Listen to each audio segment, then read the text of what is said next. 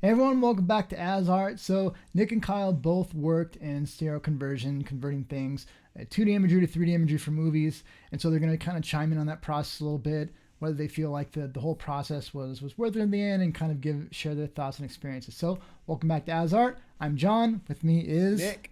Nick, and we have Kyle as well. So you guys, I'll chime in every now and then, but I'm going to go ahead and let you guys carry the conversation for the most part. So go ahead and give us your thoughts on 3D and where it's gone and what you think about it and things like that. So, Kyle, do you think 3D was created to make more money? Hmm. I would say yes. I would say predominantly it is a marketing tactic. Well, okay, wait. Let me think about that because I think the technology came first and then the marketing came Yes. afterward, right? So obviously there is this cool new way in which you can experience movies, but at the end of the day, um, you know, I guess that's a question everyone has to ask Hmm. themselves, right? Is it a gimmick or is it something that you actually, value in a movie experience, Yes. right? Hmm. So let's Um, do a quick round robin of that. So Kyle, you kind of gave your thought. Like Nick, what do you think? Do you think? You know, I think it wasn't created as a gimmick. I feel like the way how marketing's done now in the modern day, they saw a way to make extra money off of films. Mhm. And then they found a way to do it even cheaper by doing it post. Mhm. If it is cheaper, I don't know. But you know what I mean? Like, I know, John, you think sometimes 3D, when it's done in post, it's because it's a stylistic choice. Because obviously, when they do 3D with it live with like the two cameras they record it, it's so crisp and Mhm. clean where you don't get the cool like blurs and the bokeh and like the framing like a film framing kind of thing. Yeah, so there's some pluses and minuses to it as far as cinematography and artistic choices. But if you want to really go with 3D, if you're doing two stereo cameras like we would two eyes, you don't separate them that far apart, then you're locked into that separation. But if you shoot with one camera and then you have people convert it later on, which is obviously you guys worked at some studios that did that, then you can make some creative choices. Now, as far as 3D itself, I mean, that's been around a long time. The first time I saw 3D was Captain EO at Disneyland, the Michael Jackson experience, and that was amazing. I remember it blew my mind when I was a kid, and up until they took it down before we moved here to Colorado, when they had it back for a while, it still worked really, really well. Now, that was a short experience, maybe 15, 20 minutes, so they could push the 3D pretty strong and not have people start to feel Mm. nauseous or get headaches and things like that. But I don't think it was a gimmick. I always kind of felt, and I think a lot of people thought that was what was going to be at least a good stepping stone. I Mm. mean, because when you look way back, they had to shoot that with two, I think, like IMAX Mm. high film stock, size cameras, and so it was extremely expensive. When you could shoot it digitally, like they did with The Hobbit and things like that, it became much more affordable. Or with 3D, where you could just render the second Mm. eye. But what it evolved into and kind of eventually fell off or is falling off as is kind of a different thing. Mm. But I mean, I don't think it's a gimmick. It can be very creative, but Hey, yeah. Kyle, do you want to But so what are you guys' experiences as far as actually working with it? I yeah, guess so is Kyle, do you kind of want a to fun thing to talk explain kind about. of what we did at Stereo D? yeah, sure. So basically, our work for revolved around this process called stereoscopic compositing. And essentially, when you convert 2D footage into 3D, you will get a left and right eye. And depending on the depth at which you place everything in the scene that you convert, it depends on how much stereo artifacting you get, right? And this comes about in pixel stretch, right? So you kind of see like if something's really far away, say the background from the foreground character, you can get, if it's a really far like depth of field, then you're going to get maybe 10 to 16 pixels of stretch or even more, right? So what happens is you need to get rid of this because it looks terrible on the big screen, right?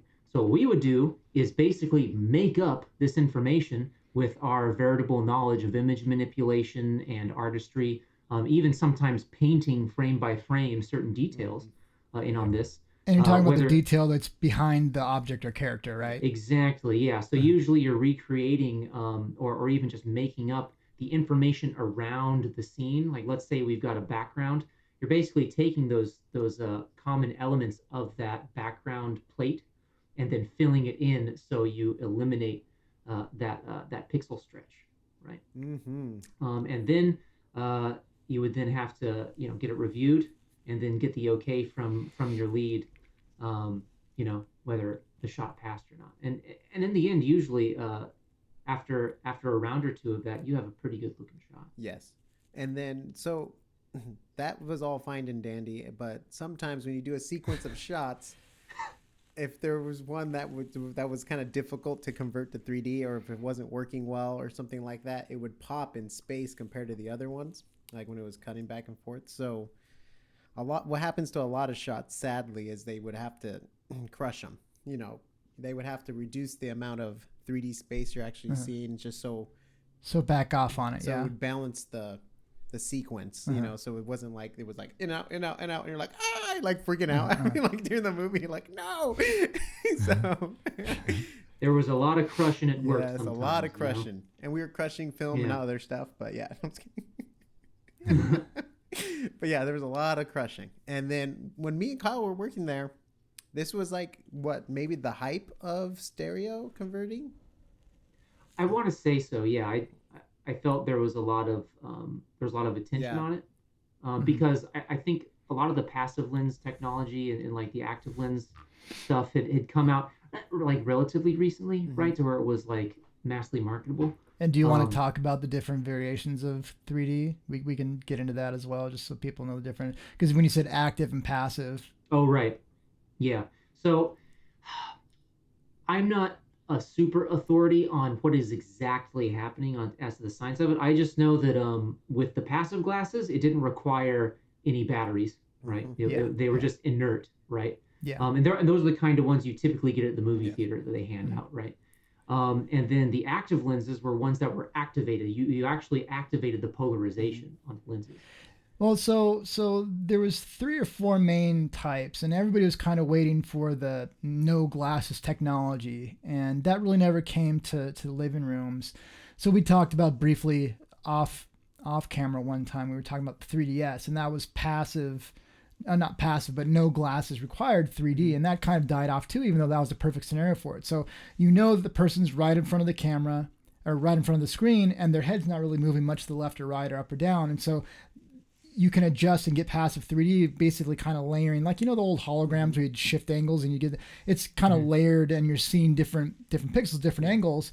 And when you have a small screen and the person's sitting in the same spot, you can set that up. But if you have, say, a bunch of people sitting in a theater or in front of a TV screen on different parts of the living room, you'd have to almost compensate for every angle for every person's individual seating position. So you had different versions. You had the polarized glasses you had in the theater, which basically kind of filter out the image for only one eye each.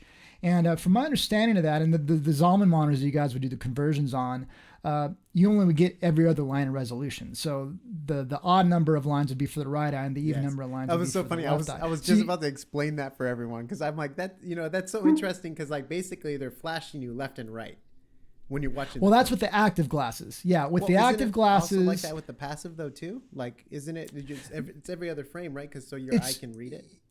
It's not flashing, but the glasses are filtering out certain lines. Okay. And that's the one I have the least technical knowledge of how it works. The shutter glasses. So the big kind of issue with 3D really sticking around, I think, is people were willing to go to theaters and see it for the most part and pay a little bit extra money. But the big rush was that, okay, we have these 3D TVs that are coming out, and people are going to want to have this at home. But the problem is not only did you have to wear glasses, but you had to wear glasses that were a little bit heavier, because they had, like Kyle was saying, they had batteries in them, and they were active glasses. And basically, you had 2 small LCD screens in the glasses, and you had to have a screen that could refresh or flash images fast enough. I think 120 hertz, so you get 60 images per second per eye, and it would just alternate. So one frame would be left eye, one frame would be right eye, and it would do that 120 times a second. And there was 2 problems with that. One is you had to wear heavier glasses, and the glasses were very expensive because they were actually electric. But the second thing was that you get nauseous. So 60 times a second, your brain's kind of being tricked into thinking you're getting 2 different views. As a lot of people got headaches from that. But those are the main kind of ways that people were trying to do it. And of course, you have the anaglyph glasses from like the 80s that are like the red and the blue, but those never really going to be all big thanks at to home. Avatar. You talking about those heavy glasses reminded me, Nick, like when we would work and have those glasses resting on our nose for so long, you take them off and you have these two big marks because I remember that. You've been in 3D land too long. I remember I had two glasses. I used to keep one to keep my hair up, and the other. Do you remember that, Kyle? Yeah, I remember that. I had two glasses. That's hilarious. You were rocking that before anyone else did, and then it caught on. Man, I had hilarious. two glasses. So funny. So were you guys using active glasses or Passive. passive glasses? Passive. Okay, And passive, then- yeah, I think that's those Zaman monitors. This is a fun fact. Don't do this at home. Maybe you can. I don't know. But if you get the glasses like this, if you're wearing glasses like this, if you take them off and flip them, you'll see everything inverted. Try that, guys. You'll have lots of fun. Just don't do it for too long. I don't want you guys getting headaches and stuff, but we used to do that sometimes. Or sometimes we would reverse it by accident and would do it by accident, like, we're like reverse, like, no, this is wrong. Control Alt Delete. The funniest ghetto 3D rig two students tried when 3D was first coming out for Avatar. It's like, we're going to shoot with two cameras, and two different students, is Adam and Brian. Of course it would be. Nick, you know both of them. They had the same small camcorders, and so Adam made this like aluminum rail, and he kind of CNC'd holes in there, and so he put them upside down, so the screens, the fold out screens didn't, but he put them right next to each other. He goes, dude, check it out, I made this rig. He didn't know that one of the screws wasn't attached tight enough, so as I was watching, one of the screws came out of the camera, and it messed up my eyes. I was like, because like all of a sudden the 30 views aren't in alignment anymore. It hurt my brain so bad. I was like, no. Whoa. That's really funny. Yeah. Well, on that note, if you have any comments, please leave them down below. If you would like us to go deeper into 3D, where we can break down maybe some shots we worked on or some movie scenes, and we can talk about like how they do hair or how they cut out people with rotos, let us know. We'll be more than happy to dive deep into stereo. Yeah, it was a fun process. Yeah, and fascinating process. If you liked it, give it a thumbs up. Please feel free to share it with people. If you're like, yo, check out this cool glasses thing, you can flip it upside down and see it inverted. feel free to share it. And if you want, we have a podcast which is on Apple iTunes and Spotify. And all of our links you can find at asart.space. See you next time.